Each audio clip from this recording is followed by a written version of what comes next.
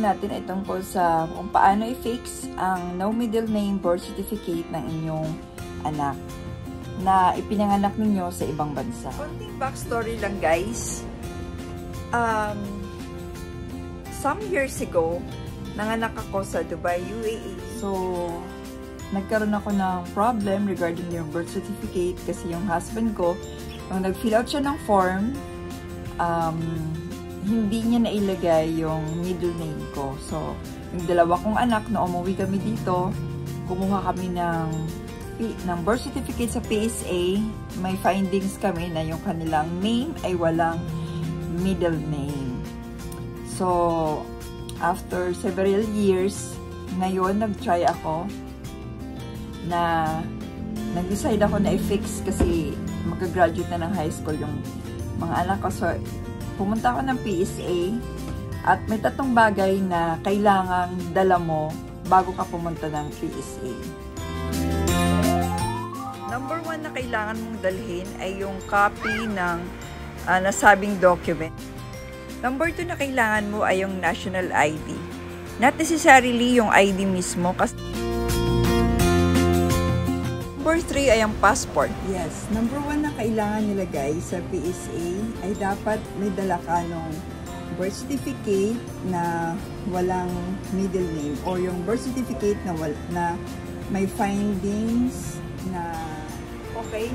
Recap lang tayo guys. Ang 3 dokumento na maaari niyong dalhin sa pag-fix ng no middle name birth certificate. Number 1, kailangan ninyong magdala ng kopya ng dokumento na yon, may it be birth certificate or any documents. As for me, it is international documents since yung mga anak ko ay pinanganak sa ibang bansa, kaya kailangan ko magdala ng passport for the supplemental report. Okay, ang 3 dokumento na yun guys ay kailangan yon dahil yun ay mga prerequisite ng mga kinakailangan documents para i-fix yung iyong birth certificate na walang middle name. Yung kopya ng birth certificate na may findings, kailangan din nila yon kasi yun yung reference nila para makita nila kung anong year na i-register yung anak mo dito sa Philippine Statistics Office.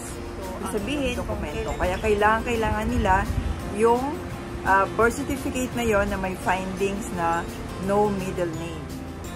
Yung national ID naman guys, ito naman ay kailangan natin sa pag-fill out ng form requesting for birth certificate. Dahil may nakalagay doon sa baba na they need your national ID for that form na i-fill out mo. At ang panghuli naman guys na kinailangan kong dalhin ay ang passport since yung mga dokumento nga ay galing sa ibang bansa. So kailangan kong pakita ng passport para naman makakuha ako ng supplemental report. Yes guys, yung supplemental report ay manggagaling sa attorney or in my case, doon ako kumuha sa PAO para okay guys, yun lang. At kung meron kayong mga questions, mag-comment lamang po sa baba at kung meron kayong kakilala na may ganitong klaseng problema sa kanilang birth certificate, pwede nyo pong i-share yung video para makatulong sa kanila. Bye-bye!